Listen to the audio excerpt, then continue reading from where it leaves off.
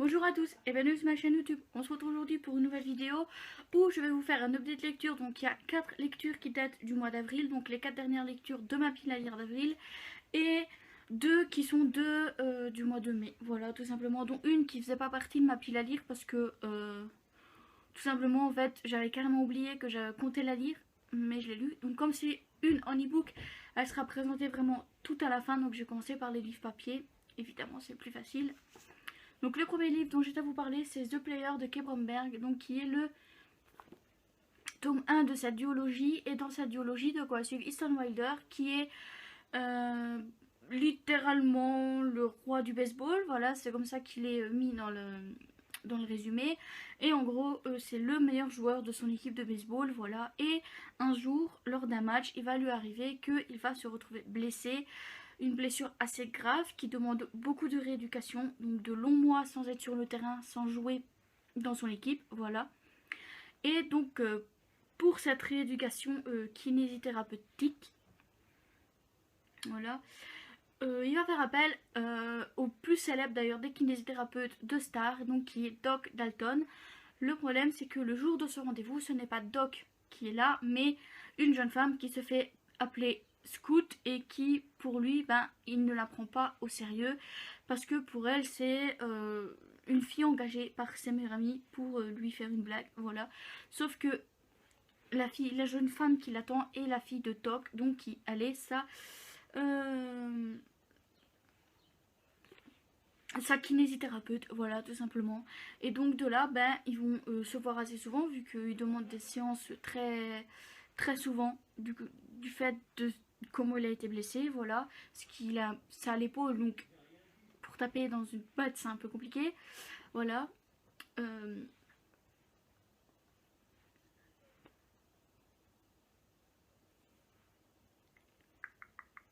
c'est un receveur, donc enfin bref, voilà. Donc on se doute bien que suite à cette blessure, il faut absolument qu'elle soit guérie, sinon il ne pourra pas retourner sur le terrain. Et donc Scout, ou Scout, je sais pas, Scout, moi j'appelle Scout parce que moi je le dis à la française, voilà. Donc Scout va forcément l'aider, lui rééduquer l'épaule, si on peut dire ça comme ça.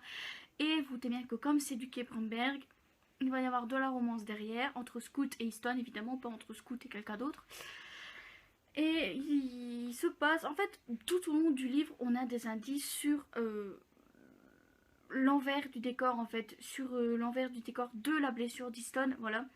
Parce que ça soit que ça soit Scout, que ça soit son père, euh, certains trouvent ça bizarre, le contrat signé par Easton, donc le si court délai, en fait, pour revenir sur le terrain, voilà. Et tout le monde trouve ça bizarre sauf lui parce que lui il se dit c'est normal, je suis une grande star de baseball donc il faut que je revienne sur le terrain le plus rapidement possible. Sauf que voilà, à la fin on va avoir une révélation qui promet en fait pour la suite. Donc je pense que le tome 2 sûr et certain vous allez le voir dans le courant du mois d'avril, du mois de mai pardon. Mais pas maintenant parce que j'ai pas trop envie de les lire vraiment collés. Même si de toute façon en ce moment les sagas je les enchaîne en fait. Donc voilà. Donc ouais, ce livre, c'est pas un coup de cœur, mais j'ai quand même vraiment beaucoup aimé ce livre. Et ouais, c'est du Kay Bromberg, et Kay Bromberg avec moi ça fonctionne toujours, pour l'instant. Évidemment, pour l'instant on verra par rapport à la suite. Mais voilà, j'ai trop hâte de lire le 2, de voir ce que ça donne. Alors ensuite, j'ai lu Se taire ou mourir de Karen M. McManus, donc publié chez Nathan. Donc c'est déjà l'autrice de Kiman qui avait été une très bonne lecture pour moi également. Parce que c'est un thriller, mais c'est un thriller jeunesse. Alors c'est pas des thrillers à la Franck Tillier ou à la encore plus trash genre Stephen King. Mais ça reste un thriller très porté jeunesse. Mais moi ça me va, du thriller c'est du thriller. Et puis en plus j'ai adoré ce livre aussi. Donc dans ce livre on va suivre Ellery, qui débarque à Echo Ridge. Mais en fait, Echo Ridge est une ville qu'on pourrait appeler une ville de carte postale. Seulement, Ellery, elle connaît la ville grâce à la rubrique des faits divers. C'est-à-dire que il y a 2 jeunes filles qui ont disparu au cours du bal de promo dans les 20 dernières années. La première étant la sœur jumelle de sa mère. Et la deuxième étant une des filles de la voisine de sa grand-mère. Voilà, je connais plus le nom de la fille, évidemment. peut-être que c'est redit dans le début, on verra. Je sais pas.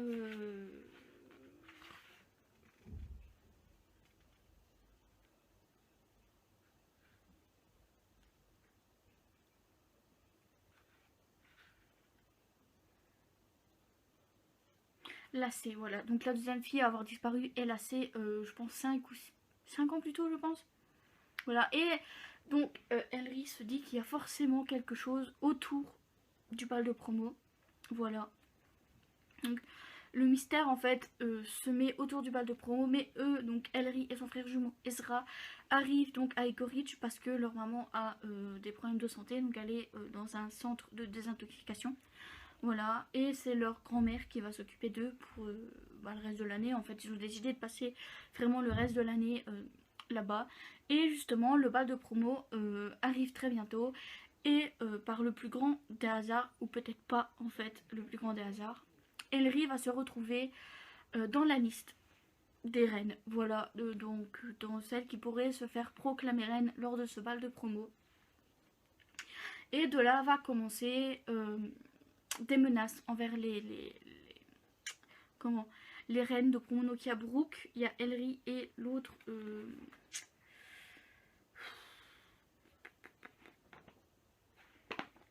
l'autre c'est Catherine, voilà. Donc il y a Catherine, Brooks ou Brooke, non je crois que c'est Brooke et Ellery. Donc mais Ellery qui vient de débarquer, elle est absolument pas populaire, donc elle comprend pas vraiment comment elle a pu atterrir sur la liste des 3 prétendantes en fait. Voilà. Et donc se trouve en face dans les prétendants le petit copain de Catherine, le petit copain de Brooke et Malcolm, je crois. Je sais plus c'est qui le mec qui est le prétendant présumé de Ellery. Mais bref, je crois que c'est Malcolm, je suis pas très sûre, je crois. Hein. Et de là, donc, les 3 vont commencer à recevoir des menaces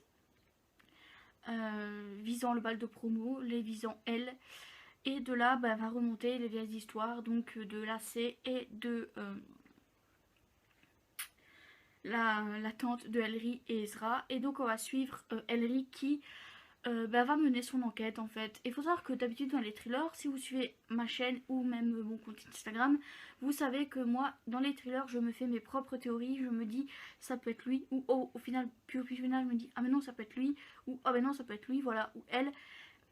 Voilà, et faut savoir que dedans, comme Ellery mène son enquête, qu'elle explique le déroulement de ses pensées, qu'elle explique pourquoi ça peut être lui avec telle ou telle preuve, je me suis laissée guider, j'ai pas fait mes théories, je me suis dit ok, je suis les théories d'Ellery et on verra, l'une d'entre elles ça peut s'avérer être vraie.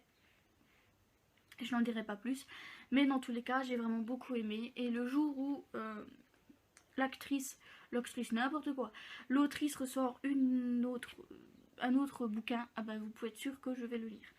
Alors ensuite, je sais plus dans quel sens ça va. Flûte alors. Je pense que c'est comme ça. Non, c'est bon, je sais. Ensuite, je vais vous présenter donc le tome 2 de la saga Clash de Jake Ronover, donc qui s'appelle Passion coupable, où dans celui-là, on suit Avette, son nom de famille, je ne l'ai plus.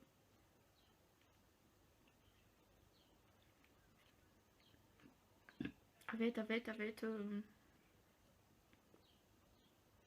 qui? Avec comment? Hein,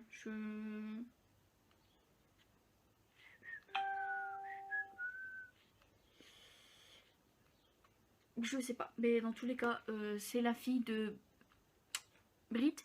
Britt étant l'ancien propriétaire du bar de Rome et Asa, voilà. Et en fait, Avette se retrouve en prison suite à une connerie faite par son ex petit copain qui, en plus de l'avoir emmené dans ses conneries, la battait et est un dealer et un consommateur de drogue, voilà. Et elle se retrouve en prison suite en fait au cambriolage qu'il va y avoir dans... En fait, ça me plaît pas trop de parler du cambriolage parce que c'est un des événements qui pousse Asa et Royal en fait. La scène se passe dans le tome 6 de Mark Edman, donc dans le tome d'Asa. Le petit copain, enfin l'ex petit copain d'Avette, en fait, bon, maintenant c'est son ex, mais quand ça s'est produit, c'est encore son mec.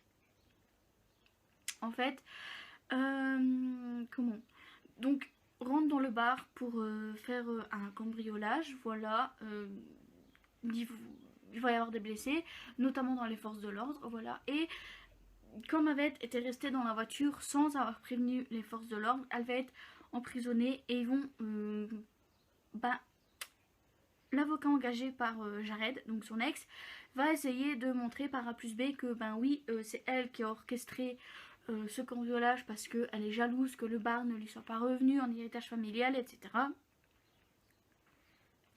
Et évidemment, pour la défendre, Asa a engagé Craig Jackson, qui est l'un des meilleurs avocats que, voilà, en dehors de Salem évidemment, mais qui est un très très bon avocat.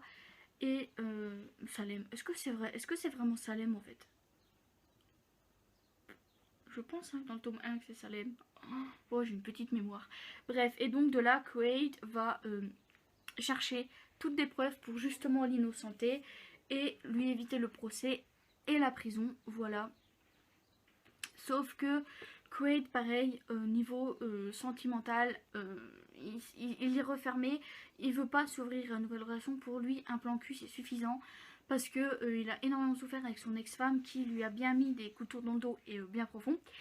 Et Aved, bah, elle, niveau sentimental, elle a toujours tombé que sur des petits merdeux. Voilà, pour exprimer ça de manière correcte et polie, que sur des petites racailles, des petits merdeux qui ne lui ont créé que des problèmes. Alors on sait pourquoi Aved se tourne systématiquement vers eux.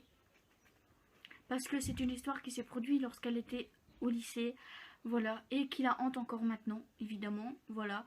Et elles se sent coupables, donc ils sont tous les deux rongés par une certaine culpabilité. Bah, avec la culpabilité de ce qui s'est produit quelques années plus tôt, et Quaid la culpabilité de ne pas se montrer tel qu'il est réellement partout en fait. Voilà. Même chez lui en fait, il se cache sous une façade très très euh, presque impossible à détruire en fait, sauf que il va y avoir le tourbillon en fait, et donc enfin comment ils disent, non, ils disent pas le tourbillon, ils disent la tempête ou quelque chose comme ça, l'ouragan avec quelque chose dans le genre, qui va venir chambouler la vie de Quaid et chambouler la sienne en même temps. Et j'ai vraiment beaucoup aimé ce tome 2 et j'ai vraiment très hâte de pouvoir lire les deux autres tomes. Alors ensuite j'ai lu Les Pluies, le tome 2 ensemble de Vincent Vimino publié au livre de poche jeunesse, où là par contre j'ai eu un peu de mal à vraiment entrer dans ce tome 2. J'ai vraiment dû attendre la moitié du roman pour vraiment pouvoir me plonger dedans et avoir envie de continuer. Donc je me suis forcée les 100 premières pages, et si j'avais dû me forcer 50 pages de plus, j'aurais pas terminé. Voilà, j'aurais pas mis un point final à l'histoire de Koch, à l'histoire de Lou, de Noah, de Malcolm, etc. Et pour tout vous dire, j'ai fait quelque chose que je ne fais jamais. J'ai lu le dernier j'ai lu l'épilogue ou le dernier chapitre, je sais pas, c'est l'épilogue ou c'est le dernier chapitre. Non, c'est le dernier chapitre. Non, c'est l'épilogue. Alors, je me suis carrément spoilé la fin de l'histoire en lisant l'épilogue, et bah, ça a fonctionné parce que c'est ça qui m'a donné envie en fait de lire, de continuer pour savoir comment l'événement de l'épilogue se produit. Voilà, et pourquoi aussi. Donc voilà, donc dans cette duologie, on va suivre Koch, Lou, Malcolm, Noah et Ombre, mais Ombre n'est qu'un bébé de 8 mois quand l'histoire commence, qui vivent dans un monde qui sont ravagés par les pluies non-stop depuis 8 mois. Donc les océans sont montés, il n'y a plus d'étang, il n'y a plus de mer. En fait, il n'y a que de l'océan, et l'océan monte petit à petit et il ravage tout sur son passage. Et c'est ce qui arrive là où habite Koch, etc. Parce que c'était des villes assez en hauteur, pas encore très hautes, mais qui se produisaient quand même. Et les derniers remparts s'effondre, et donc la ville est ravagée par les eaux. Donc Koch va prendre Malcolm, Noah, Lou et Ombre et se mettre tout au clocher en fait, donc qui est le bâtiment le plus haut, donc qui normalement ne devrait pas se faire trop ravager par les pluies, en attendant d'être retrouvé par les secours, si les secours peuvent venir un jour. Voilà. Je suis désolée, la bougie me réveille mes allergies, c'est très chiant. Après la vidéo, je vais l'éteindre parce que je vais pas pouvoir supporter ça toute la journée. Bref. Donc ils sont retrouvés évidemment par les secours et de là ils vont se promettre de ne jamais, jamais, jamais se séparer. Sauf que évidemment c'est très très rare quand ça se passe comme on le souhaite et ils vont se retrouver à être séparés. Donc la deuxième grosse partie du tome 1 c'est ça. On va suivre Koch qui est avec Noah et Ombre. Qui explique sa vie là où il a atterri, donc sur le Miruel. Et dans le tome 2, ça reprend pas à quand ils sont séparés, mais ça reprend à la fin du tome 1, donc la scène de la fin du tome 1 qui reprend, mais cette fois du point de vue de Lou et Malcolm. Voilà, donc c'est plus du point de vue de Koch et Noah, c'est du point de vue de Lou et Malcolm. Ce qui est dommage, je trouve, c'est qu'on met pas, on n'est pas dans la tête de Koch et Noah pour savoir comment eux vivent ça, parce qu'on sait comment Lou et Malcolm vivent les événements, mais pas une seule fois c'est dit comment Noah et Koch vivent ces événements. Et c'est ce que je trouve dommage dans ce tome 2, c'est que l'auteur aurait pu ajouter peut-être un ou deux points de vue de Koch afin qu'il explique lui comment il vit ça, parce que c'est vraiment pas facile ce qu'ils vivent, voilà. Et ouais, donc c'est pas une très bonne lecture, c'est disons une lecture ouais c'était cool, mais un tome de plus je l'aurais pas lu quoi. En gros voilà. Alors ensuite on va passer donc à ma première lecture du mois de mai. Vous allez voir que c'est assez fameux. Donc j'ai lu Le Syndrome E de Franck Tillier, donc il m'a fait du 3 mai au 10 mai. Donc vous voyez ça fait 2 jours que je l'ai terminé, là on est le 12, donc ça fait 2 jours que je l'ai terminé. Donc il m'a fait une semaine, hein. Il m'a concrètement fait une semaine, voilà. Mais c'est surtout en fait, c'est pas que je voulais pas le lire, c'est surtout vu la taille du livre, ça me donnait vite mal à la main en fait de le laisser garder ouvert comme ça. Alors oui, le petit post-it là, c'est le début du prochain tome en fait, donc c'est le début de Gattaca, et en fait je l'ai mis là au début pour savoir où exactement. Au début j'avais mis à la dernière page du tome 1, donc du syndrome E, pour voir combien à chaque fois à peu près le tranche qui me restait. Et ça m'a bien aidé d'ailleurs, parce que je me disais allez il te reste une centaine de pages, une cinquantaine, voilà. Donc dans celui-là on va suivre donc en parallèle. Donc on va d'abord commencer à suivre Charcot, qui travaille maintenant comme profiler, si on peut dire ça comme ça, pour la police de là où il est. Voilà, et ça change pas. Et donc ils vont découvrir 5 cadavres avec des têtes coupées. On leur a prélevé le cerveau et les yeux. On leur a aussi coupé les mains et tout ce qui aurait pu les identifier, on l'a enlevé en fait. Donc les mains, les dents, voilà. Afin qu'ils ne puissent jamais être identifiés par la police de là où c'est. J'éteins la bougie maintenant parce que j'en peux plus. Voilà. Et de l'autre côté, on va suivre Lucie Hennebel qui... en fait, un de ses anciens amants va l'appeler et lui dire qu'un film l'a rendue aveugle. Et de là, elle va mener l'enquête sur ce film assez bizarre. Elle va découvrir de plus en plus de choses sur ce film, liées à ce film. Et en fait, elle va se rendre compte que... quelqu'un va lui dire que le film qu'elle a visionné et les 5 cadavres retrouvés du côté de Rouen sont liés, donc c'est une seule et même affaire. Et donc de là Lucie et Charcot vont se connaître et vont mener l'enquête parallèlement, donc ensemble, bien que ce soit Charcot qui donne des ordres parce qu'il est plus haut gradé que Hennebel, mais voilà. Et donc de là va commencer l'histoire entre eux. En fait j'ai pas trouvé qui était le coupable. C'est souvent le cas avec Franck Tillier, c'est que tu cherches, mais il donne certainement des petits détails, hein, mais sur le coup j'ai pas trouvé, et moi ça m'a pas déplu de pas avoir trouvé, justement au contraire. Donc voilà, et je trouve que ce livre, ce premier tome est dans la même trempe que les deux de Franck Charcot et les deux d'Hennebel, sauf que cette fois, on est vraiment dans la saga de Lucie Hennebel et de Franck Charcot, et je trouve ça cool, et j'ai hâte de voir ce que ça va donner dans Gattaca. Alors je ne m'épanche pas trop parce que vraiment c'est un truc, il faut le lire pour comprendre de quoi ça parle, parce que j'ai pas trop envie de spoiler en fait, voilà. Et donc une lecture que j'ai faite avant le syndrome E, mais que je présente après, évidemment, parce que c'est plus facile pour moi de mettre l'ebook soit au début, soit à la fin. Donc j'ai lu 10 bonnes raisons de détester de Emma Green, donc publié chez Addictive, que j'ai lu en ebook, voilà. Donc je me le suis acheté en ebook. Et je me suis pas rendue. De toute façon, je peux pas l'avoir lu en papier, il n'est pas sorti en papier encore. Mais voilà, j'avais envie de lire un Emma Green. J'ai envie de lire un Emma Green par mois. Mais bon, le problème, c'est que voilà, avec Amazon qui ne livre plus, les librairies fermées, enfin j'ai même pas de librairie près de chez moi d'ailleurs, c'était un peu compliqué d'acheter un des livres papier sortis, donc je me suis dit pourquoi pas acheter leur dernier en ebook, et c'est ce que j'ai fait. Donc dans 10 bonnes raisons de te détester, on va suivre la fille, je sais plus comment elle s'appelle, la fille. C'est bien, j'ai lu le livre mais je ne sais plus de quoi il parle. C'est cool hein, c'est... Non mais vraiment c'est très... Je vous jure que je me saoule moi-même. Alors le mec s'appelle Art, mais la fille, je sais plus. Tant pis, je vais remettre le livre, on verra.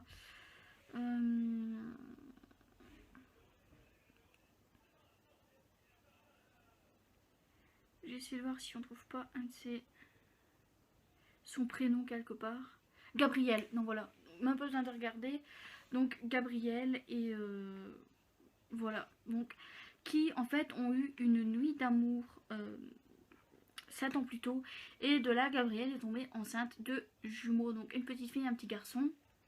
Mais elle a jamais revu Art en fait. Il savait qu'il était que de passage à Paris, enfin en France, et elle ne l'a jamais revu par la suite. Mais les jumeaux, eux, sont bien là. Elle les a gardés malgré son jeune âge. Et voilà, donc l'histoire commence où eh ben, ça fait 1 an exactement qu'elle est à la recherche de Art, et elle retrouve mystérieusement sa trace dans un magazine qui montre les hôtels à absolument voir, à absolument visiter dans le monde. Et il y a celui de Art à Hawaï. Voilà, donc elle se paye un billet aller, 3 billets aller à Hawaï. Donc elle vit ses économies. Elle a démissionné de son poste où elle était. Elle a pris son fils, elle a pris sa fille. Ils ont embarqué dans l'avion direction Hawaï avec l'espoir de ne jamais revenir en France, évidemment. Parce que elle, dès le départ, elle avait l'espoir que Art assumerait les enfants. Voilà, sauf que en arrivant à Hawaï, ou en arrivant au Manoé, donc à l'hôtel de Art, elle se rend compte que Art, ben, il a peut-être pas fort envie d'être papa, et il a peut-être pas fort envie d'assumer. D'ailleurs, dès le départ, Art lui dit qu'elle ment, que c'est pas de lui. Et donc de là, on va suivre donc Gabrielle de son côté qui sait pas comment gérer ses enfants, parce qu'elle a une petite fille qui est surexcitée et qui parle et qui vit pour deux en fait, parce que le petit garçon s'est renfermé sur lui-même. Donc la fille s'appelle Raymond, le garçon s'appelle Sirius. Oui, niveau prénom, je pense que là on a du level. Mais moi j'adore, hein, je suis une grande fan d'Harry Potter, donc forcément je kiffe les prénoms. Et Sirius en fait ne parle plus depuis 1 an. Voilà, il ne parle plus du tout. Il s'est totalement renfermé sur lui-même. Ça lui arrive de rire, de sourire, mais il ne prononce pas une seule parole. Voilà. À part en cauchemar, à part quand il fait ses crises de panique. Sinon, on n'entend pas le son de sa voix. Donc, quand Art découvre Hermione et Sirius, évidemment, c'est pas facile pour lui d'entrer dans un dialogue, dans le contact, parce qu'il n'y a que Hermione qui parle pour deux. Elle comprend, en fait, ils sont jumeaux, donc forcément, Hermione comprend son frère, et il n'a pas forcément besoin de s'exprimer pour dire ce qu'il veut, parce que Hermione le comprend et elle l'exprime pour eux deux. Donc Hermione est très surexcitée. Donc il faut savoir qu'au début, Gabrielle et Art décident de cacher le fait que Art soit leur père. Voilà. Sauf que un événement va se produire. Ils vont découvrir quelque chose. Les enfants malheureusement vont l'entendre. Et donc de là, ben, c'est un peu flippette. Un peu flippette, une grande terreur chez Gabrielle. Et aussi cet événement va permettre à Art de se rendre compte de beaucoup de choses. Et en fait j'ai vraiment kiffé ce livre. Vu comment j'en parle, vous vous doutez bien que c'est un coup de cœur, parce que j'ai vraiment kiffé ce livre. Le fait que elle quitte tout en fait du jour au lendemain, sans même se dire que ça tombe, il l'acceptera pas du tout. Elle débarque à Hawaï avec salut, salut, tu te souviens de moi? J'étais gosse avec moi. Forcément, quand tu arrives quelque part et que tu dis ça, voilà quoi, c'est pas non plus la meilleure idée du siècle, mais pourtant ça fonctionne parce que voilà. Et je kiffe en fait cette histoire, je kiffe la fin. J'aime trop. Celui-là, je peux vous dire, je vais l'acheter en papier dès que je pourrai. Enfin, je vais d'abord me concentrer sur ceux que j'ai pas lus, mais comme je dois déjà racheter des livres que j'ai déjà lus en e-book, mais pas en papier, pour compléter ma bibliothèque et ma green, vous vous doutez bien qu'un jour il entrera dans ma bibliothèque. Et en plus, la couverture est totalement sublime. Et ça fait déjà 25 minutes que je parle. Donc je vais m'arrêter là en ce qui concerne cette update lecture. Et je vous dis à bientôt pour une prochaine vidéo. Bye bye.